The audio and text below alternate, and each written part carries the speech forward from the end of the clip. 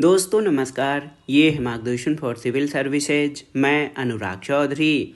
दोस्तों आज की वीडियो में प्रस्तुत है ईसाई चिंतन के अंतर्गत संत आगस्टाइन और संत टॉमस एक्विनास की प्रमुख पुस्तकें और विचार से संबंधित महत्वपूर्ण तथ्य और जानकारी जो आपके आगामी विभिन्न परीक्षाओं जैसे TGT, PGT, LT grade, government inter college प्रवक्ता, गवर्नमेंट डिग्री कॉलेज, उच्चतर शिक्षा असिस्टेंट प्रोफेसर, केंद्रीय विद्यालय संगठन और नेट जेआरएफ राजनीति विज्ञान के लिए बहुत ही उपयोगी है। तो आइए शुरू करते हैं आज का वीडियो।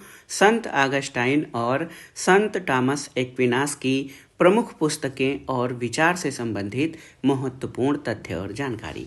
सबसे पहले हम संत आगस्टाइन के बारे में जानेंगे। दोस्तों संत आगस्टाइन का जन्म 324 ईस्वी में और मृत्यु 430 ईस्वी में हुआ था। ये संत अम्ब्रोज के महत्वपूर्ण शिष्यों में से एक थे। आप जान लीजिए, संत अम्ब्रोज के महान शिष्य संत आगस्टाइन का राजनीतिक चिंतन के इतिहास में महत्वपूर्ण योगदान है। इनका जन्म अफ्रीका में टेगस्टे नामक नगर में हुआ था। दोस्तों संत आगस्टाइन की जो प्रमुख रचनाएं हैं या पुस्तकें हैं, इस वीडियो का उद्देश्य उसी के बारे में जानना है। आप जान लीजिए, संत आगस्टाइन की जो महत्वपूर्ण कृतियां हैं उसमें आत्मकथा यानी द कन्फेशंस, जिसका प्रणयन 400 ईस्वी में हुआ था, और द सिटी ऑफ गॉड, ये 412 से 427 ईस्वी में लिखित पुस्तक है। इन दोनों का महत्वपूर्ण स्थान है।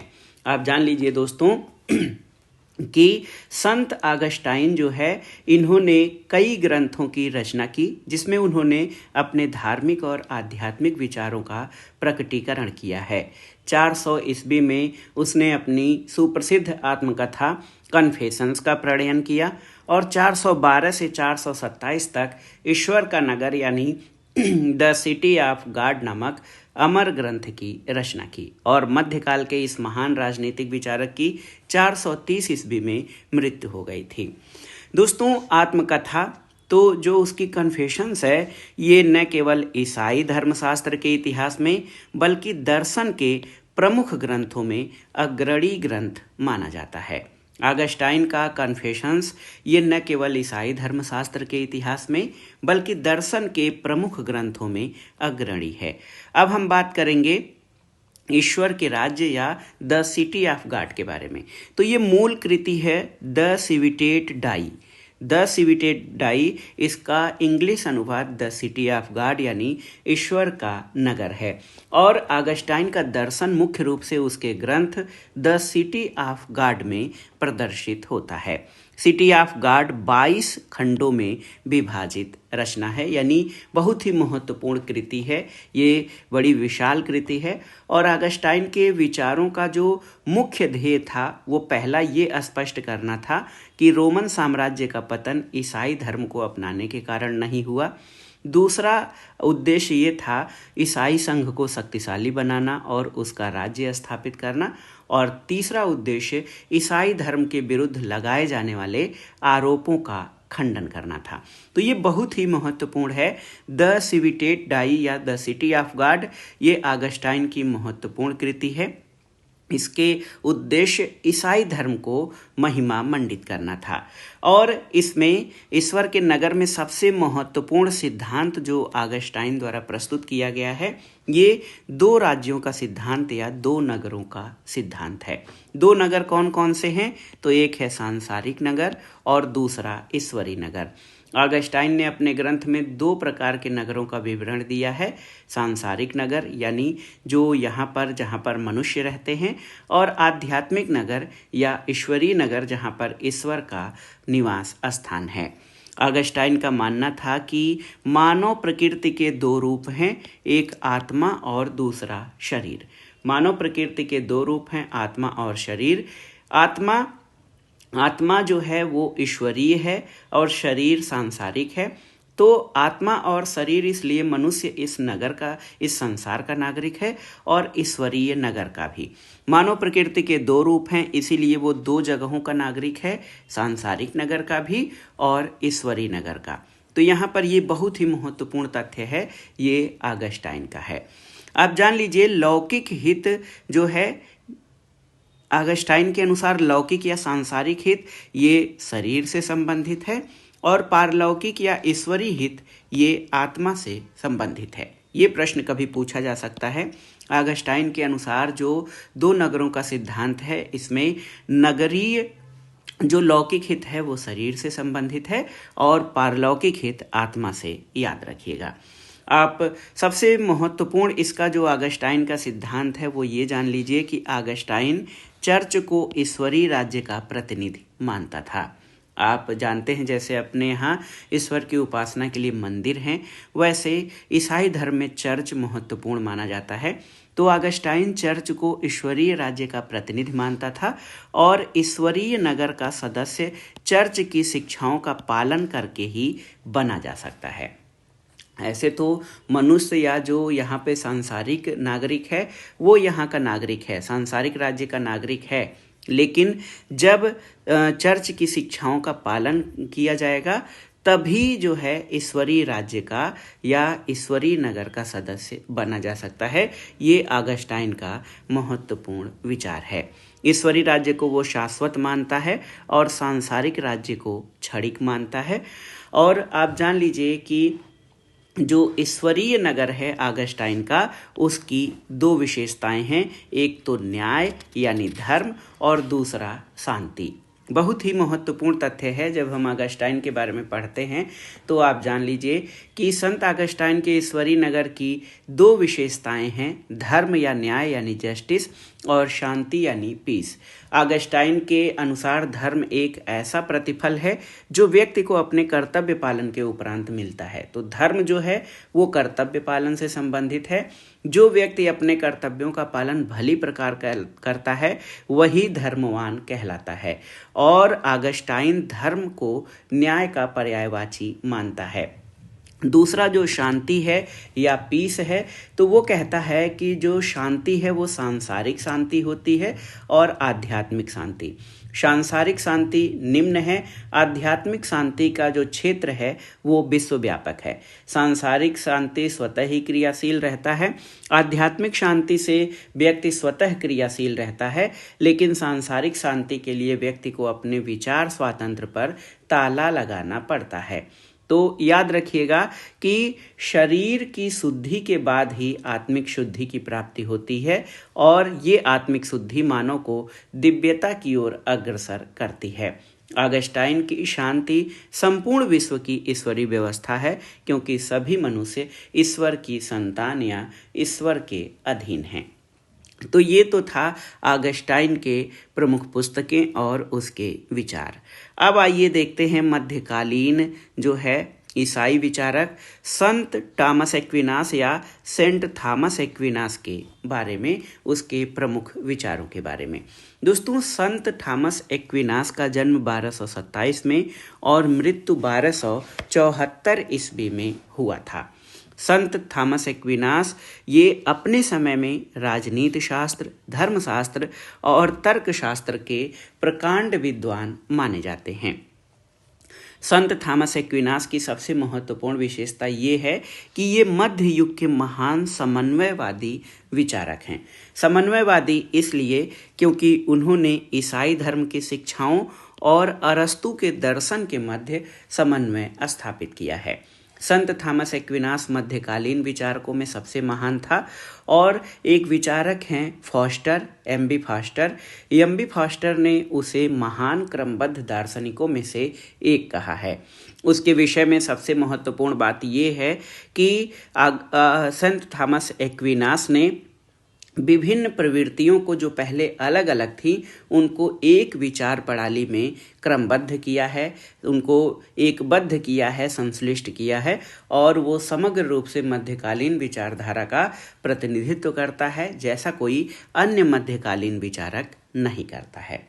अब आइए जानते हैं संत थॉमस एक्विनास की प्रमुख रचनाओं के बारे में। दोस्तों, संत थॉमस एक्विनास राजनीति शास्त्र, धर्मशास्त्र, अर्थशास्त्र और तर्कशास्त्र का विद्वान था और उसकी राजनीतिक बुद्धि और योग्यता इतनी अधिक थी कि बड़े बड़े शासक, राजा उसके शासकों का कर्तव्य बनाने की प्रार्थना करते थे।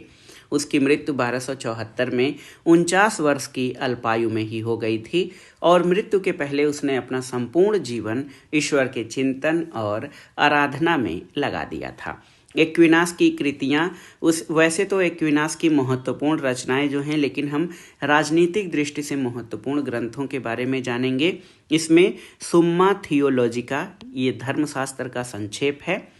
अरस्तु की राजनीति पर व्याख्या यानी commentaries on the politics of Aristotle, और द रूल ऑफ प्रिंसेज यानी राजाओं का शासन, और सुम्मा कॉन्ट्रा जेंटाइल्स, ये संत थॉमस एक्विनास की महत्वपूर्ण कृतियां हैं।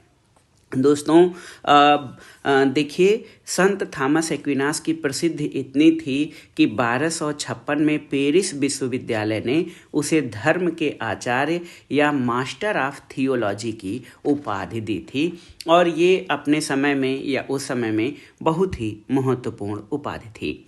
दोस्तों, एक्विनास के विचारों पर बहुत अधिक सीमा तक अरस्तु का प्रभाव रहा है। राजनीतिक चिंतन में आप जानते हैं कि अरस्तु को प्रथम राजनीतिक विचारक या चिंतक कहा जाता है। एक्विनास ने भी अरस्तु की पॉलिटिक्स का अध्ययन किया और उस पर अपना महत्वपूर्ण ग्रंथ भी लिखा है। उसके विचारों पर बहुत अधिक सीमा तक अरस्तु का प्रभाव रहा है। एक्विनास कहता है कि राजतंत्र सर्वश्रेष्ठ शासन है क्योंकि ये ईश्वरीय शासन के सर्वाधिक अनुरूप है।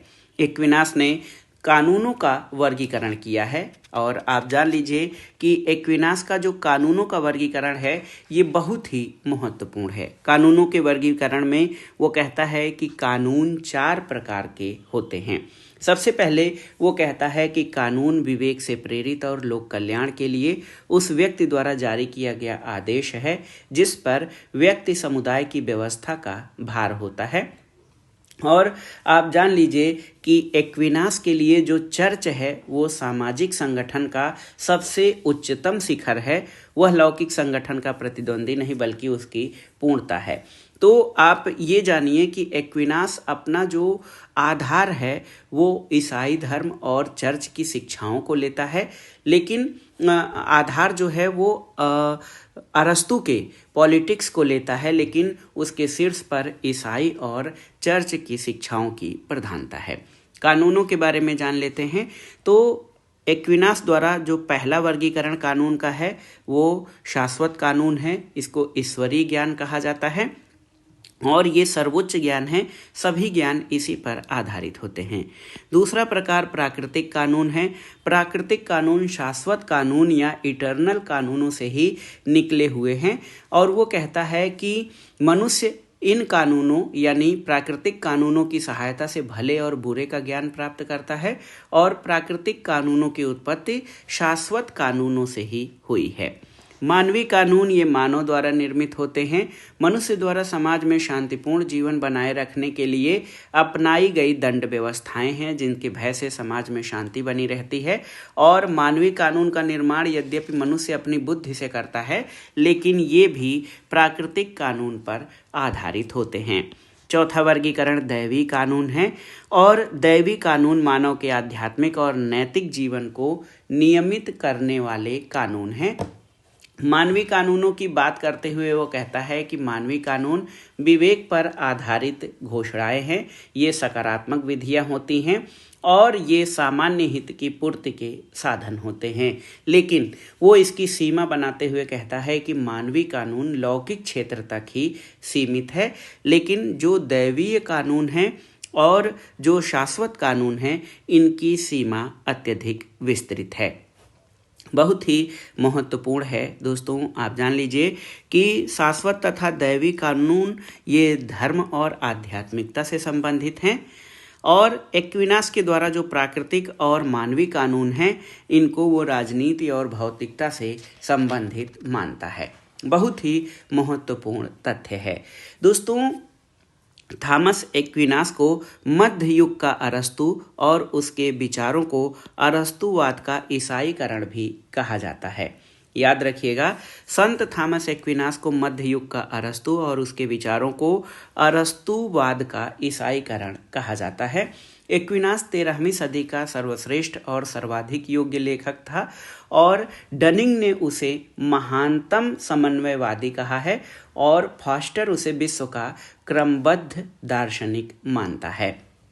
आप जान लीजिए कि एक्विनास ने विधि की सर्वोच्चता का प्रतिपादन किया, संविधानवाद को आधार दिया, लेकिन मानवीय विधियों की सीमा निर्धारित करना संविधानवाद के अंतर्गत उसने वो माना है कि शक्ति के अनियंत्रित प्रयोग का प्रबल विरोधी था और निरंकुश शासन को सबसे निकृष्ट मानता था।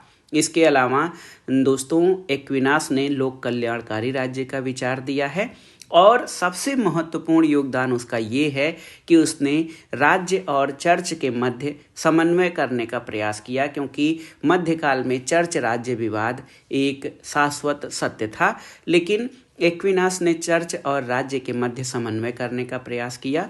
किस आधार पर? उसने मानव जीवन का लक्ष्य लौकिक और पारलौकिक सुख की प्राप्ति बताया।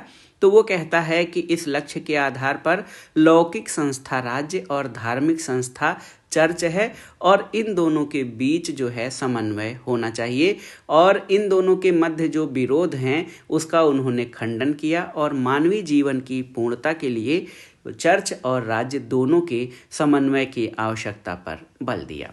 तो दोस्तों, ये था आज का वीडियो। इसमें आपने ईसाई धर्म के प्रमुख चिंतकों सेंट ऑगस्टाइन और संत थॉमस एक्विनास की प्रमुख पुस्तकें, रचनाएं और विचारों के बारे में जाना। ये वीडियो आपके आगामी परीक्षाओं के लिए बहुत ही उपयोगी है, आप इनको अच्छे से तैयार कर लीजिएगा। ये वीडियो आपको कैसा लगा हमें कमेंट बॉक्स में ज़रूर बताइएगा। वीडियो को लाइक करें, शेयर करें और इस चैनल मार्गदर्शन फॉर सिविल सर्विसेज को सब्सक्राइब करें। वीडियो देखने के लिए धन्यवाद। नमस्कार।